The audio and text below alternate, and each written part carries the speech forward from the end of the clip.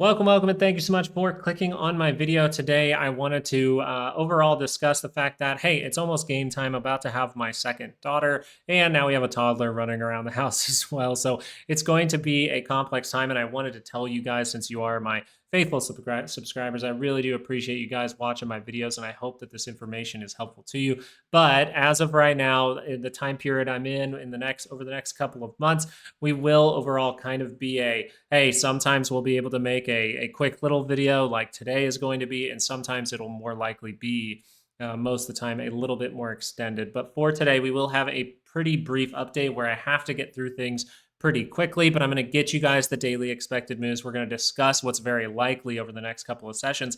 And at the beginning of this video, I really just wanted to throw something out there and just say, people do make these kinds of mistakes, like a little oopsie, which is kind of thinking these big things when really all you have to do is pay attention to the little more obvious things. Okay, so we're going to go over some little more obvious things in this video and try to simplify this market for you if you are kind of not able to understand what's going on. As of right now, we do see that the daily chart is curled up into positive territory. Now, as it curls up and the first curl up took you into positive territory, that is a huge sign that you are going to test this high, go make a new one. So it is very, very probable that even if we pull back, we are going to go fill this gap. And we could actually go fill that gap first. You can see where our daily expected move of 688.06 is. You can see the downside move of 679.72, but you can see where that daily expected move is for tomorrow. Same amount of implied volatility the last like 3 days pretty much. But we can go up and tag that and then see some kind of 2-hour pullback. I think that would be pretty interesting as it stands. For now, we'd be looking at 2-hour charts though, because I think a lot of people, and I've seen this on Twitter a lot, I see a lot of people saying 750, and I see a lot of people saying 600. And I'm just like, okay, first, you haven't lost this low. The daily chart hasn't curled down. If the daily chart curls down, you can start to pay attention to if that low breaks. Paying attention to 750 just doesn't make sense. I mean, you overall would say, okay, the big number right now is 700, not 750, and we haven't even seen that level tagged or anything yet. So this is what I mean by a lot of people out there right now are saying these big things up, saying these big things down, and what's going to happen is they're going to miss out on the little things in here that actually matter. And what matters here for the 2-hour chart for the SPY, the chart that we're on right now, and what can actually maybe help you is whenever this 2-hour chart is able to get down by that center line and curl back up into positive territory, if you had not been in this move, if you did not play the divergences that we kept pointing out over and over again in our videos as we were outside of the monthly expected move, and you weren't aware the daily chart had a high probability to curl up here, so you missed out on all this. That's perfectly fine. It happens. Maybe you were just on vacay. Who knows? Maybe you were doing Thanksgiving stuff. Who knows? But that would mean the next opportunity is going to be something like this, some kind of 2-hour pullback in some way. And there was something that we were paying attention to yesterday that kind of told us if we see this kind of shape, we might want to be a little bit weary for that 2-hour pullback, right? Maybe we want to get out of those positions in some way, see that pullback to go again.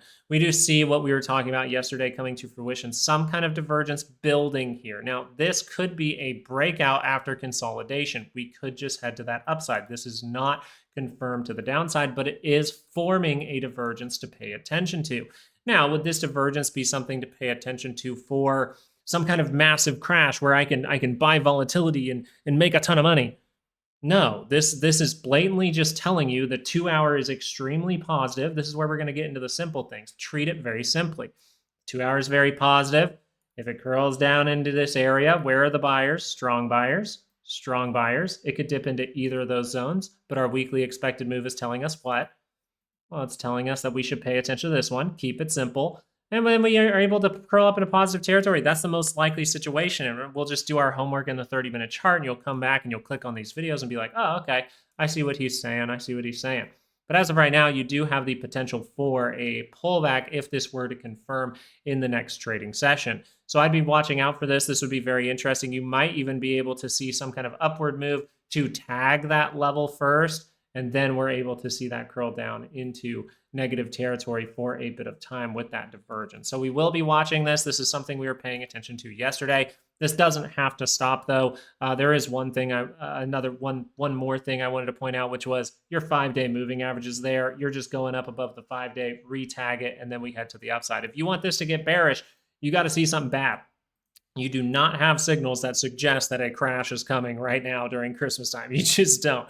It is very low probability. You would have to see a black swan event that no one sees coming. And most black swan events that people call black swan events showed stuff in the signals. Like they showed 2-hour divergences for a daily to turn down. They showed daily divergence for the whole market to turn down. Even COVID had those signals. So you don't have those right now. So to say 600, it just doesn't make sense as of right now. I'll show you right now what you would need to see in order to actually start talking about this being a lower high. What you would most likely see is this drop down below that 5-day moving average, maybe even make a little peak above and create a lower high for the 2-hour chart. That would be something to watch for. The other thing to watch for, if you are looking for it, was what we talked about yesterday, some kind of 2-hour trap towards the end of the month going into early January.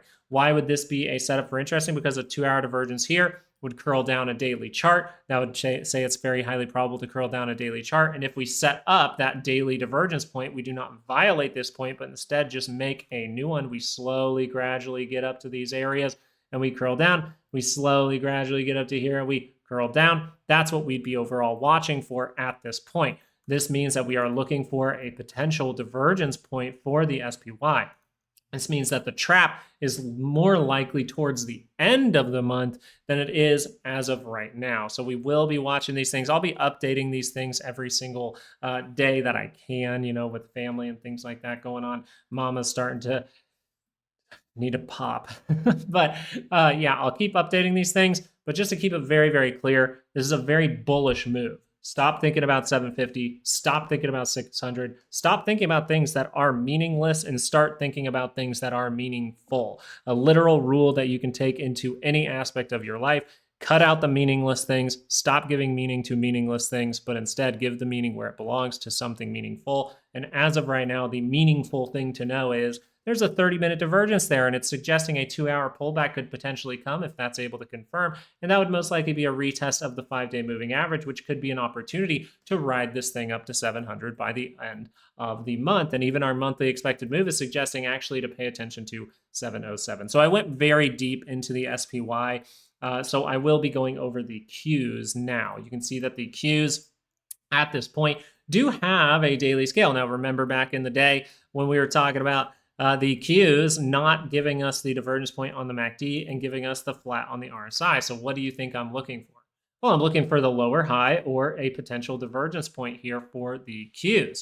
So I'm going to be watching this stuff very, very carefully. But all I know is everyone who's super bearish right now, they don't realize that the momentum is turned up in positive territory. All it has to do is look at all these moving averages right here. All it has to do is reconnect with those and find those buyers and turn to the upside. It's right in the middle of a gap. All of those things are bullish. This is all bullish. So here are your daily expected moves for tomorrow as we get into the 2-hour chart and discuss it.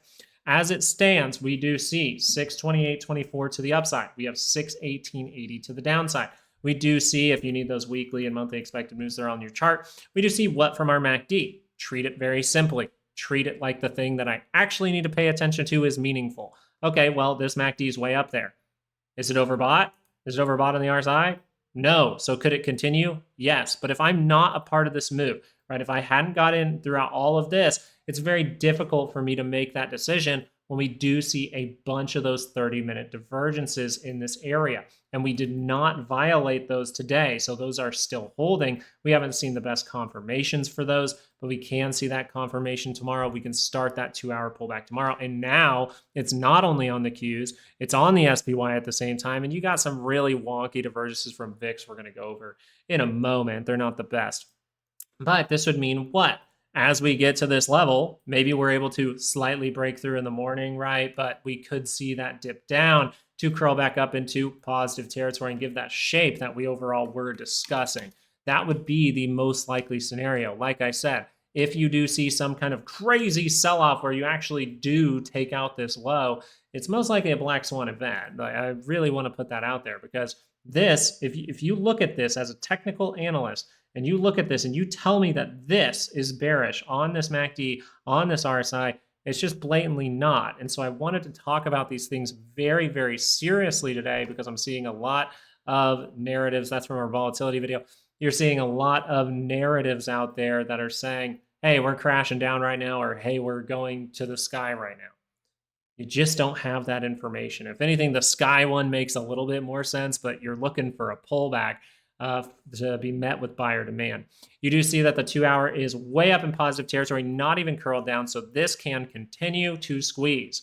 And if it did pull back, where is it? Extremely positive, so it means it's going to take a lot of effort to go plunging through the floor. That's why I say black swan. Instead, your weekly expected move, your 5-day moving average, the gap fill would be a nice area for those buyers to reload. And then we can head to the upside and maybe try to get to that monthly expected move. But the Qs don't have to make a divergence point. They could make a lower high as it is concerned for now. The 30-minute chart, once again, just wanted to show off all those divergences not violated. So this is potential to turn down tomorrow, and this would be something to react to.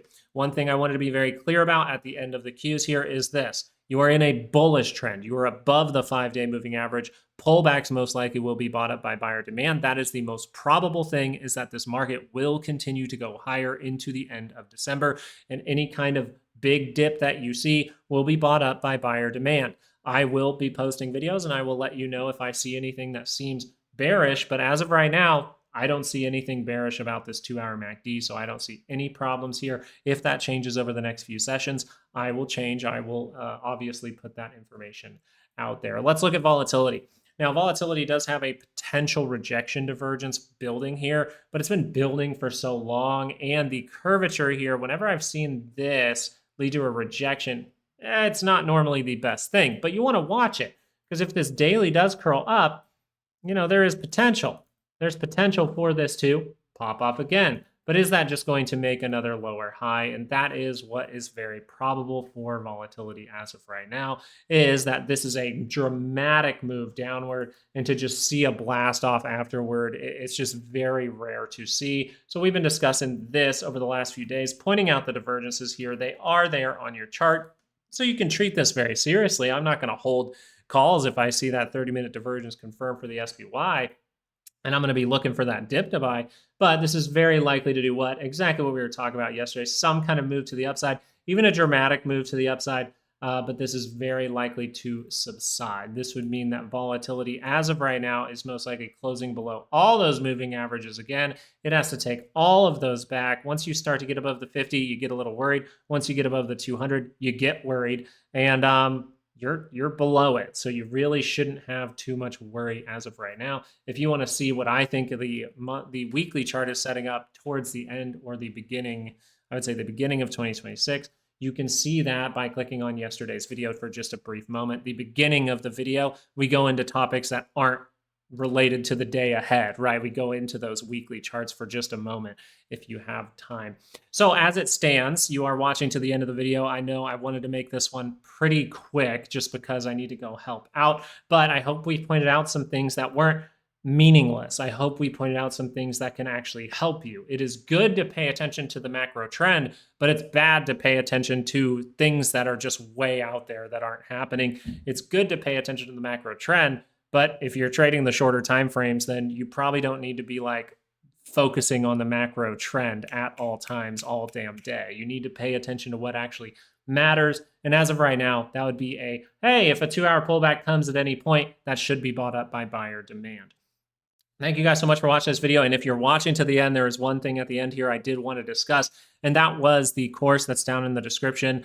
I know I'm talking about the course again, but at this time, I wanted to mention that since we have had some people come in and buy that course, I will have to upgrade that subscription there to keep the course going over on Teachable. So this will be our last end of the year sale. We do this every year where we do it for $100. This will be the last time that you are able to get the full technical analysis course for only $100. This is the last 90% off sale that we will ever have on this channel. We will see higher prices from here for that course, and people have talked so well about it and said, hey, you're crazy for charging that price anyway. Well, this is your last chance to get it. So I do hope that that does help you out if you're interested in learning. I totally understand if you just want to watch some videos and hang out here and try to learn as you go. That's totally awesome, and I appreciate you watching these videos. So thank you guys so much. The links are down there in the description if you want to check them out for the end of the year sale, the last 90% off sale that we will have. Full technical analysis course for only $100, but I hope you guys found something helpful in this video. I hope you guys are watching what I'm watching. I hope you guys are seeing things very clearly and able to make those good decisions going forward, because that's all trading is, making good decisions and trying to minimize those bad decisions as much as possible. Hey, thank you guys so much. Have a great rest of your day. Peace out.